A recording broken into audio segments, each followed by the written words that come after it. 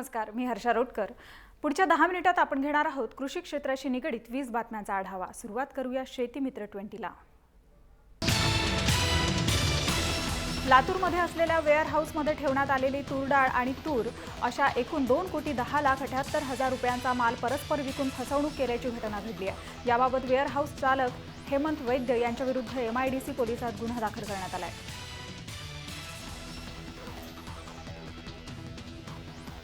कृषी उत्पन्न बाजार समिती महाराष्ट्र राज्य कृषी पणन मंडळ पुणे आणि चंद्रपूर जिल्हा मध्यवर्ती सहकारी बँक यांच्या सहकार्याने सोयाबीन शेतमाल तारण योजना कृषी उत्पन्न बाजार समितीच्या मुख्य बाजार रामनगर येथे सुरू करण्यात आला आहे।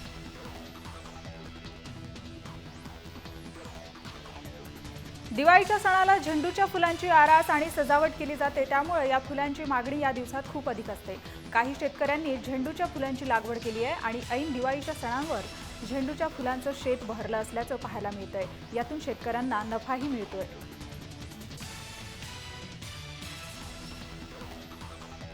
आधारभूत किंमत खरेदी योजनेअंतर्गत यावर्षीच्या खरीप हंगामातील धान आणि ज्वारीची हमी दरानं खरेदी शासनामार्फत 1 नोव्हेंबरपासून सुरू करण्यात येणार आहे। गतवर्षी खरेदी करण्यात आलेली ज्वारी शासनाच्या आदेशाअभावी राज्यातील शासकीय धान्य गोदामांमध्ये अद्याप पडलेला असतानाच नवीन ज्वारी खरेदी सुरू करण्यात येणार हे विशेष।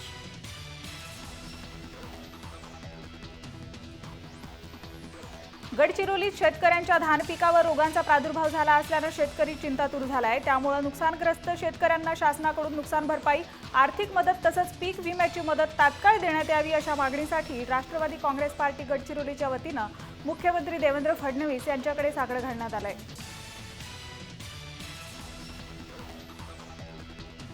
सरकारमध्ये असूनही ऊसाच्या उचलीबाबत आंदोलनाचा फार्स निर्माण करणाऱ्या शेतकरी संघटनेनं FRPच्या प्रश्नांवरून शेतकऱ्यांची दिशाभूल करण्याचा प्रयत्न सुरू केला आहे। शेतमालाच्या आधारभूत किमतीसाठी वर्षा बंगल्यावर त्यांनी आणि नागपूरला मोर्चे काढा असा सल्ला विरोधी पक्षनेते राधाकृष्ण विखे पाटील यांनी शेतकरी संघटनेला दिला आहे।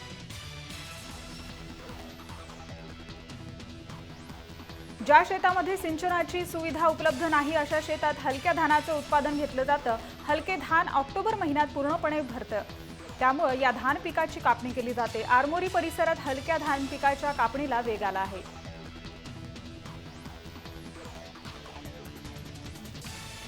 केंद्र सरकारनं गायींची कत्तल करण्यावर बंदी घातली आहे। विशेष म्हणजे हिंदू धर्मात गायींना मातेचा आणि पर्यायानं परमेश्वराचा दर्जा आहे। नाशिक जिल्ह्यात झालेल्या मोजणीत एकूण गायी बैलांच्या गणनेत 12,53,398 संख्येपैकी जवळपास 7,28,000 गायी आणि 5,24,000 बैलांची नोंदणी करण्यात आली आहे। भोसरीतील पुणे पांजरपोळ ट्रस्ट गेल्या 150 वर्षांपासून निकामी झालेल्या भाकड गायींचा सांभाळ करते। वसुबारस निमित्त येथील 700 गायींची पूजा करण्यात आली। यावेळी परिसरातील नागरिकांनी तब्बल 1200 जनावरांसाठी गूळ, फुटाणे आणि हिरवा चारा दान केला आहे। राजुरा येथील सास्ती, धोपटाळा, कोलगाव, मानोली, भंडारपूर, माथरा येथील प्रकल्पग्रस्त शेतकऱ्यांनी बल्लारपूर क्षेत्राच्या वेकोलीच्या विरोधात जिल्हाधिकाऱ्यांना अखेरचं निवेदन देऊन आता तरी लक्ष देण्याची मागणी केली आहे।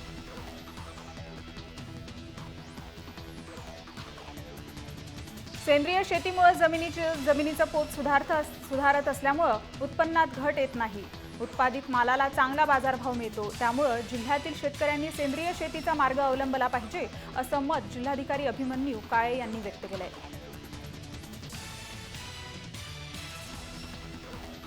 यंदा आवळ्याचं पीक चांगलं आलं असून आवळा बाजारपेठेत दाखलही झालाय। आवळा हा बहुगुणी असल्यामुळे बाजारात आवळ्याला चांगली मागणी देखील आहे। यामुळे शहरात ठिकठिकाणी आवळे विकतानाचं चित्र पाहायला मिळतंय।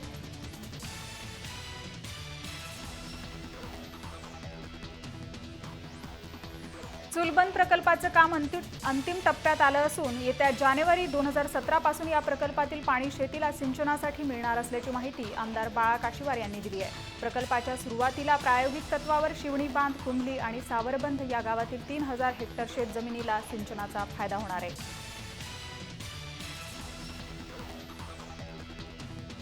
शासनाकडून दुष्काळग्रस्त शेतकऱ्यांना तात्पुरत्या स्वरूपात मदत आणि पुनर्वसन विभागाकडून मोठ्या प्रमाणात मदत करण्यात येत आहे। त्यावर शाश्वत आणि कायमस्वरूपी उपाययोजना करण्याची आवश्यकता आहे। शासनाने यावर्षी सिंचन विहिरीचं लक्षांक दिला असून या विहिरीचा लाभ शेतकऱ्यांनी घ्यावा असं आवाहन सदस्य विजय वानखेडे यांनी केले।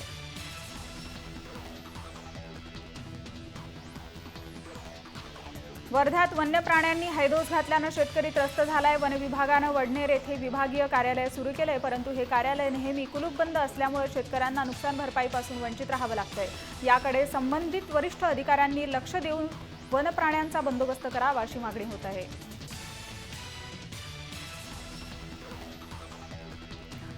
चिंधीचक या परिसरातील जनकापूर, चिंधीमाल, चिंधीचक, मागरूळ, केटाळी, हुमा, खडकी, घोडाझरी, अड्याळ, मेंढा या भागात वन्य प्राण्यांच्या त्रासाला शेतकरी कंटाळला असून या भागातील धान पीक वन्य प्राणी नासधूस आणि जमीनदोस्त करीत आहेत।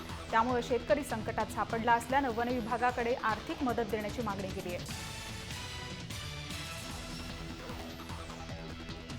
धुळे परिसरात शेतात उभी पिके काढण्यासाठी मजूर मिळत नसल्यामुळे शेतकऱ्यांपुढे मोठा प्रश्न निर्माण झालाय। जादा पैसे देऊनही मजूर काम करण्यासाठी उपलब्ध होत नसल्यानं शेतकरी अडचणीत सापडलाय। यंदा या परिसरातील खरीप हंगाम पावसाअभावी 60 ते 70% वाया गेला। हवामान खात्यानं यावर्षी चांगला पाऊस होणार असं भाकीत केलं होतं, मात्र अपेक्षित पाऊस झाला नाही।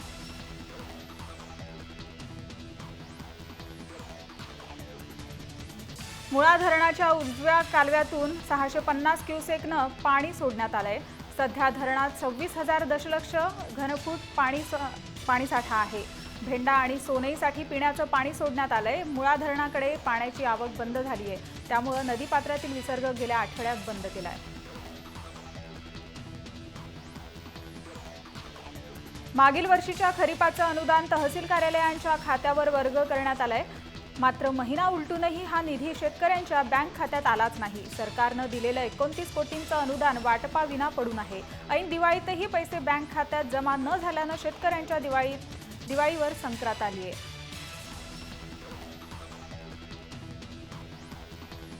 घोडाझरी नहराच्या एनोली गावाजवळील असलेल्या मुख्य नहराला मोठे छिद्र पडल्यानं नहराचा मुख्य कालवा फुटलाय।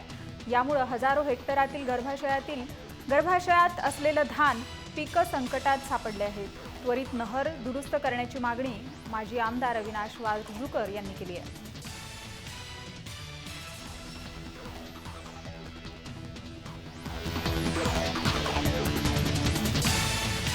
कृषी क्षेत्रातील घडामोडींसह वेळ झाली इथेच थांबण्याची। तुम्ही पाहत रहा जय महाराष्ट्र।